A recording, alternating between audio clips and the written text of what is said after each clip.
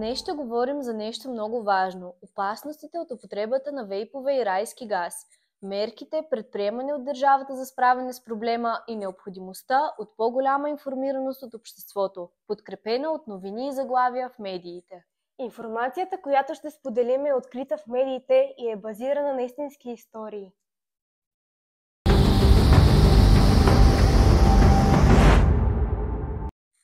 Държавната агенция за закрила на детето съобщи, че работи по 9 сигнала за деца, пострадали от употребата на вейпове, като 5 от тях са по самосезиране. В началото на януари 2025 г. 14-годишно момче от Плевен загина след падане от 7-я етаж, като преди инцидента е пушило вейп с хексахидроканабиол.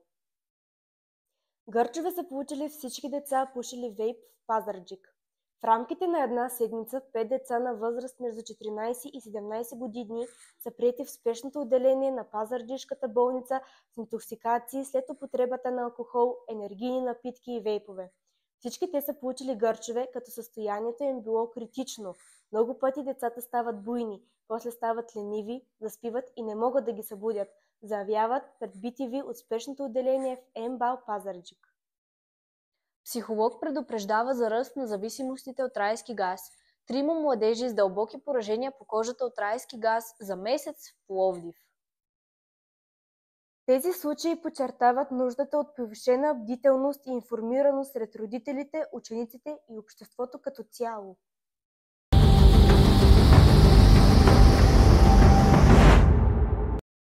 В отговор на тревожните тенденции, Държавна агенция за закрила на детето стартира информационна кампания за вредите от употребата на вейпове, райски газ и други опасни вещества. Кампанията включва срещи с ученици, в които медицински специалисти от Военно-медицинската академия и болница Пирогов обясняват рисковете, свързани с употребата на тези субстанции. В училищата у нас кампания срещу вейпове, райски газ и дизайнерска дрога.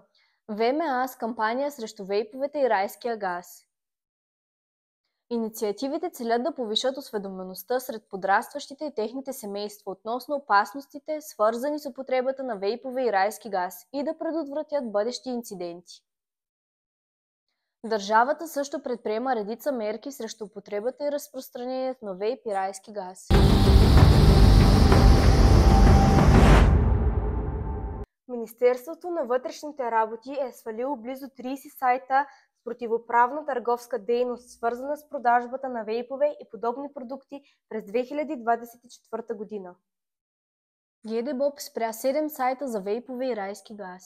Задържаха 20-годишен разпространявал вейпове и райски газ в София. Задържаха мъж, продавал вейпове с психоактивни субстанции. България и още 15 страни от Европейския съюз поискаха от Европейската комисия да предложи през идните месеци нов закон на Европейския съюз за данъчното облагане на тютюна, който да включва нови продукти като електронни цигари, вейп, които досега не са попадали под съществуващото законодателство. На първо четене пълна забрана за вейповете в България.